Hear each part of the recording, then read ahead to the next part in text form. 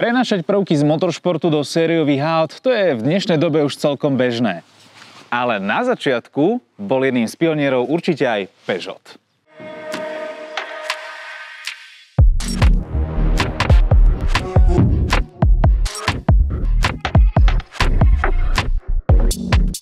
V polovici 80. rokov doplnil ikonickú 205 GTI šialený kúsok v podobe verzie T16 s motorom v strede.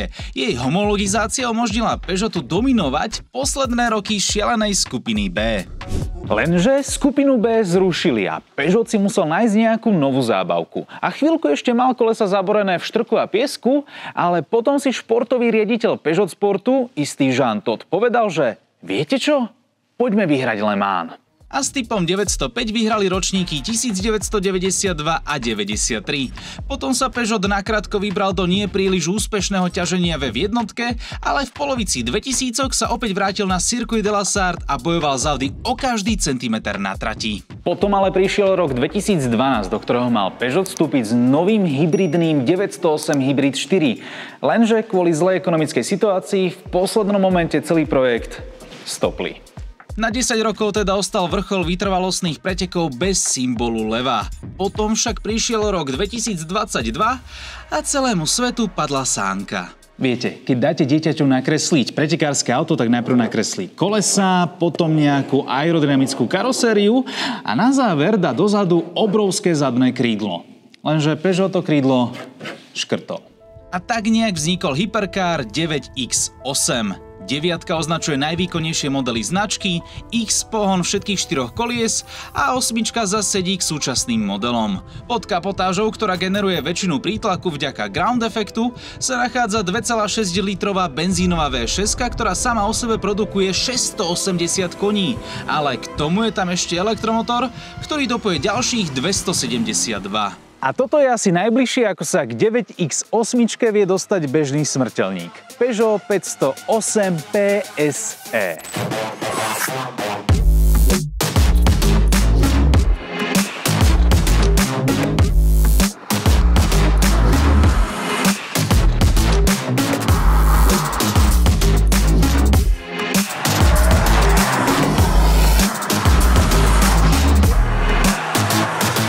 Viem, má ďaleko od súťažného prototypu, ale medzi oboma autami existuje množstvo paralel.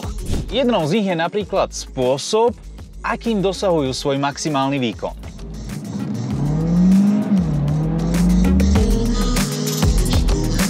Stovka,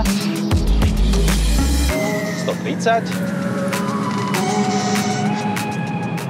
160, 170, 180, 190, 200. Ale ešte viac fascinujúce, než to zrýchlenie z miesta, je to pružné zrýchlenie, tá pružnosť hybridného systému. Na jeho základe stojí celkom obyčajný 1,6 litrový štvorvalec benzín s výkonom 200 koní, ale k nemu sú pripojené rovno dva elektromotory, každý na jednu nápravu. Oba majú výkon okolo 110 koní. Na dokopy ten systémový výkon, ktorý toto auto dodáva, je 360 koní a 520 Nm. A teraz ideme napríklad 80,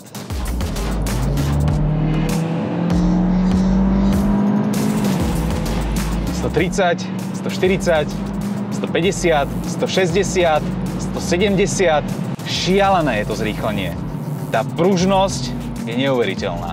Energiu si elektromotory čerpajú z 12,4 kWh batérie, ktorú pri športovej jazde neustále dopuje aj benzínový motor.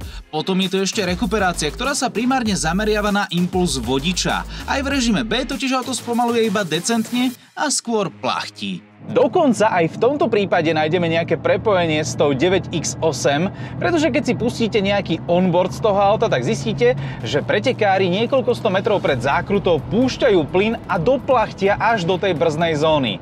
No a v 508 PSE to funguje v zásade veľmi podobne. Pustíte plyn, doplachtíte do brzdnej zóny a potom skočíte na brzdy. Pričom predné kotúče majú priemer 380 mm.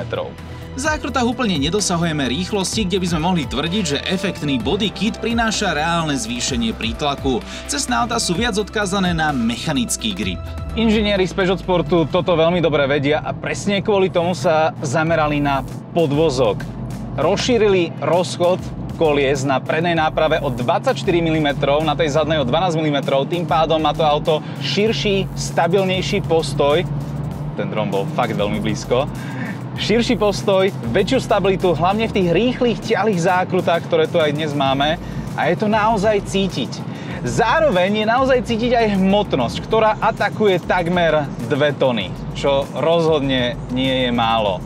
Ale vyladenie podvozka, ktorý je mimochodom adaptívny, tak je skvelé a hlavne tá predná náprava, ako sa ona dokáže zakúsnuť do tej zákruty a držať stopu, to je jedna veľká paráda.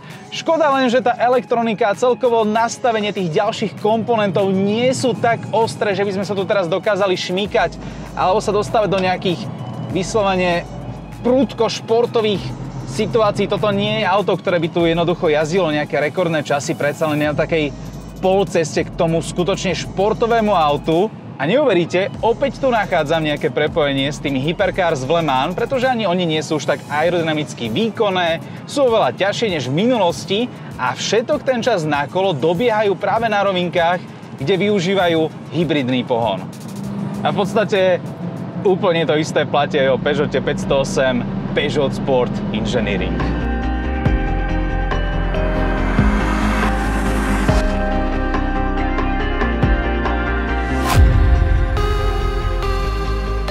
Lenže nie vždy sa vám takto chce ctiť korene Peugeot Sportu a občas jednoducho si chcete užívať to, že na čisto elektrický pohon môžete prejsť nejakých, v zime 35-30 km, v lete by to mohla byť aj nejaká 45-ka, alebo aj to, že auto nabijete doma z wallboxu za nejaké 2 hodinky a potom jazdíte v úvodzovkách zadarmo. Jednoducho, toto nie je kúsok, ktorý je jednak super športový, a jednak to nebude ani auto, ktoré sa bude predávať že úplne masovo, pretože cenovka to atakuje 65 000 eur, čo teda fakt, že nie je málo. Skôr by som toto auto bral ako takú ukážku od Peugeotu, že čo vlastne dokážu a taktiež aj takú reklamu na ich motoršportový program, o ktorom sme sa to vlastne aj dnes celý čas bavili.